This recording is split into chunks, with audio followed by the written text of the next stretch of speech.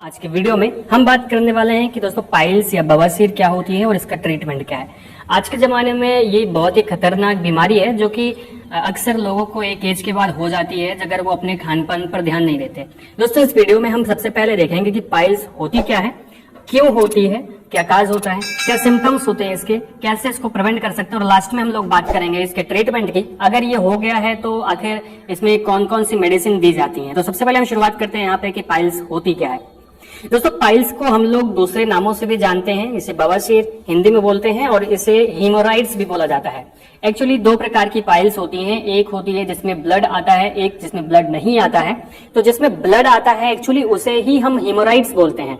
दोनों खतरनाक होती हैं, एक जैसी होती हैं, दोनों में मस्से होते हैं और मस्से जो होते हैं वो हीमोराइड में फट जाते हैं, इसलिए उसमें खून आने लगता है।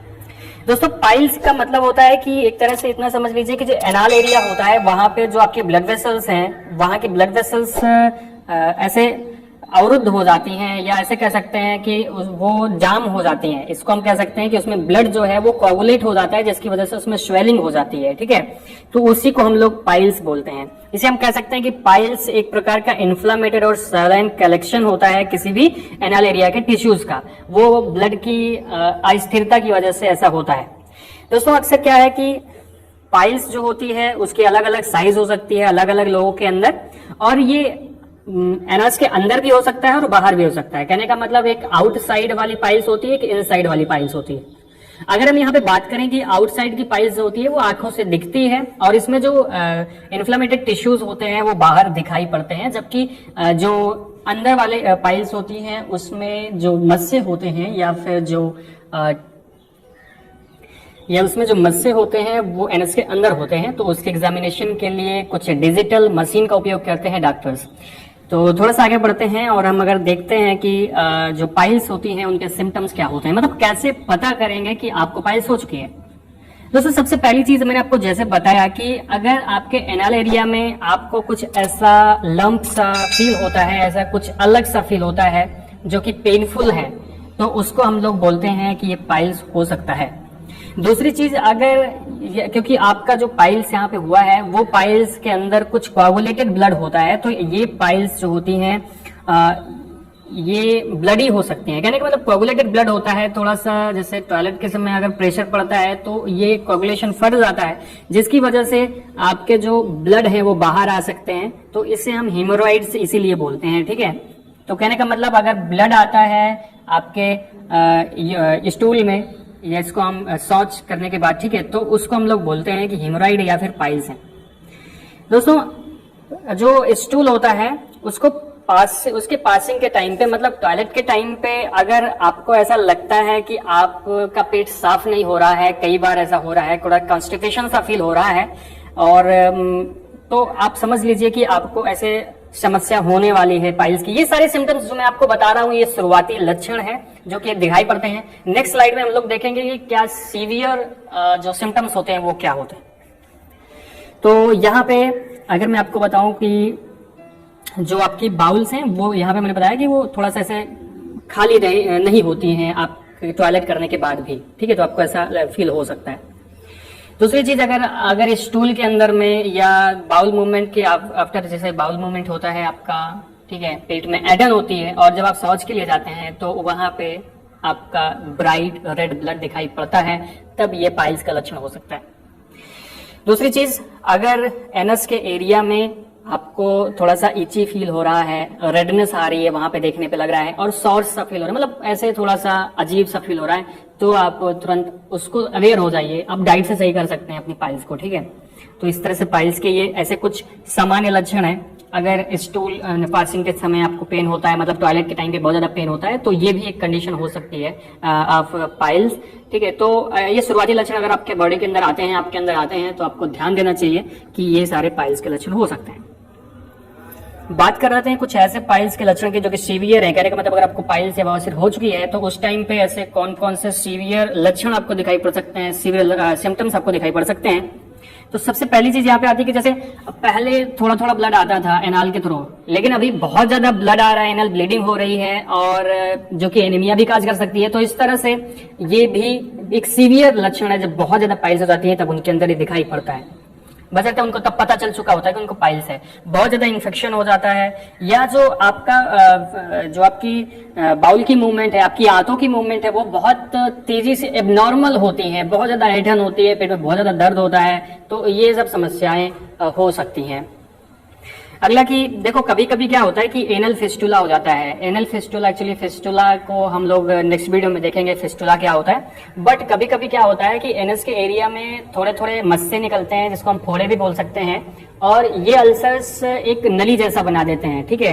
तो स्टूल जब पास होता है तो एनस के जो मेन गेट होता है, एक्चुअली हम इसको बोलते हैं एनस ओपनिंग बोलते हैं, तो वहां से जो स्टूल पास होता है उसके साथ ही साथ में जो और दूसरी नालिकाएं, दूसरे ट्यूब्स बने होते हैं, वहां से भी निकलने लगता है। इसको एनल फिस्टुला हम लोग बोलते हैं। ये बीमारी थोड़ी सी बढ़ जाती है, पाइल से इसकी शुरुआत होती है, ठीक है।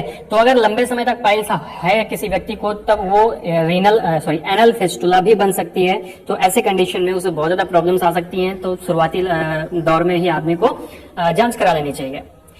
दोस्तों कभी कभी क्या होता है कि जो है हीमोरॉइड जो है उसमें ब्लड ज्यादा आने लगता है, या ऐसा ब्लड ज्यादा आने लगता है, कुछ कॉम्प्लिकेशन होती हैं, कुछ इन्फेक्शंस होता है, या ब्लड क्लॉट बाहर निकलता है स्टूल के साथ में, तो ये सब सीवियर कंडीशन में होता है, तो आप जरूर इस पर ध्यान दें। मैं ऐसे कहूंगा कि शुरुआती लक्षण पर आप ध्यान दें। नेक्स्ट हम बात कर लेते हैं कि काज क्या होता है, व्हाट इज द कारण, मतलब what is the cause of the piles, मतलब आप समझ सकते हैं कि क्यों पाइल्स होती हैं। तो इसमें सबसे बड़ी चीज होती है कि क्यों होती है। इसका सबसे बड़ा रीजन है कि जैसे अगर हम अपने एनस के ऊपर ज्यादा प्रेशर डालेंगे, एनस के ऊपर ज्यादा प्रेशर डालने का मतलब ये है कि जैसे अगर कोई आदमी बैठता है टॉयलेट में ज्यादा देर तक, ठीक है, एक जो इंडियन टॉयलेट है उसमें ज्यादा देर तक अगर आप बैठते हैं, ज्यादा ताकत लगाते हैं इस टॉयलेट के टाइम पे, तब आपको हो सकता है। क्योंकि ऐसा क्या होता है कि जब ज्यादा ताकत लगती है एनस पे, तब एनस की जो स्किन है वो थोड़ी सी खिंच जाती है, और खिंचने के बाद वो दोबारा से, क्योंकि स्ट्रेचेबल उस तरह से नहीं होती, तो उसकी जो ब्लड वेसल्स हैं वो फूल जाती हैं, ब्लड क्लॉट हो जाता है, फिर इन्फेक्शन हो जाता है, मतलब बहुत ज्यादा टिश्यूज जो हैं आपके वहां पे इकट्ठे हो जाते हैं। That is the main reason of the piles, okay. अभी बहुत सारे रीजंस हो सकते हैं इसके अलावा, प्रेशर के अलावा, जैसे आपको क्रोनिक कॉन्स्टिपेशन होता है, क्योंकि टॉयलेट में कोई व्यक्ति ज्यादा देर तक तब बैठेगा जब उसको कॉन्स्टिपेशन होगा, कब्ज वाली शिकायत होगी। तो अगर कॉन्स्टिपेशन है बहुत लंबे समय वाला, ज्यादा डायरिया हो रहा है, तब ज्यादा लंबे समय तक बैठेगा वो, ठीक है, बार बार जाएगा, तो ऐसे कंडीशन में पाइल्स होने का खतरा रहता है। कभी कभी जो है हम लोग बहुत उल्टा सीधा खाना खाते हैं, तब हो सकता है। वेट लिफ्टिंग करते हैं, मतलब हैवी वेट लिफ्टिंग करते हैं, तो थोड़ी सी ताकत लगती है, तब हो सकता है। प्रेगनेंसी के टाइम के बाद जो है फीमेल्स को ये समस्या ज्यादा देखने को मिलती है, क्योंकि तब अपने आप जो है स्टिच जो होते हैं वो आ जाते हैं एनस के ऊपर। और नेक्स्ट जो है बार बार अगर कोई स्टूल पास करने के लिए जा रहा है, कहने का मतलब टॉयलेट के लिए जा रहा है, तो ऐसी कंडीशन में भी पाइल्स होने का खतरा होता है। कहने का मतलब पूरी तरह से अगर आपको एनएस के ऊपर आप जोर दे रहे हैं तो होगा। और साथ ही साथ में जो बहुत ज्यादा क्रिस्पी खाना होता है, मतलब बहुत ज्यादा टेस्टी खाना होता है, कहने का मतलब बहुत मसालेदार, ठीक है, स्पाइसी, उसके खाने से भी आपको पाइल्स होने का खतरा रहता है। दोस्तों आपको पता होना चाहिए कि जो आपकी पाइल्स होती है वो इनहेरिटेड भी होती है, मतलब अपने माता पिता से बच्चों में भी जा सकती है। तो अगर आप डॉक्टर के पास जाएंगे तो सबसे पहले पूछेंगे कि माता पिता में था, आपके किसको किसको था, कब आपको हुआ है, तो ये सब पूछा जा सकता है।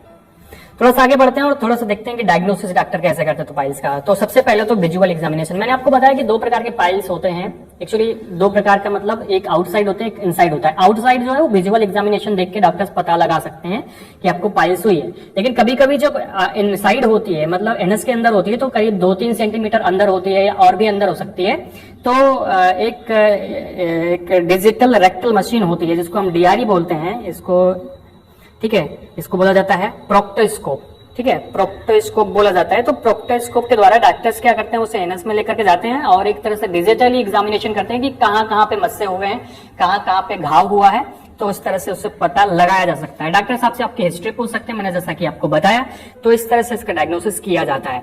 कभी कभी जो है कोलन का एग्जामिनेशन भी किया जाता है, कहने का मतलब आपके बड़ी आंत का एग्जामिनेशन भी किया जाता है, क्योंकि हो सकता है वो घाव ऊपर तक पहुंच गया हो। नेक्स्ट हम लोग बात कर लेते हैं प्रिवेंशन की। दोस्तों ट्रीटमेंट लास्ट में, पहले प्रिवेंशन, क्योंकि प्रिवेंशन इज मोर बेटर, ठीक है, कि प्रिवेंशन आप कर लें तो बहुत कुछ हो सकता है। तो सबसे पहली चीज तो मैं आपको बताऊंगा, ज्यादा कठोर चीज पे ज्यादा देर तक ना बैठे, ज्यादा देर टॉयलेट के अंदर ना बैठे, ठीक है। अगर आपको ऐसे बहुत ज्यादा समस्या हो रही है तो आप इंडियन टॉयलेट का ज्यादा यूज ना करें, आप इंग्लिश टॉयलेट का यूज कर सकते हैं, ठीक है।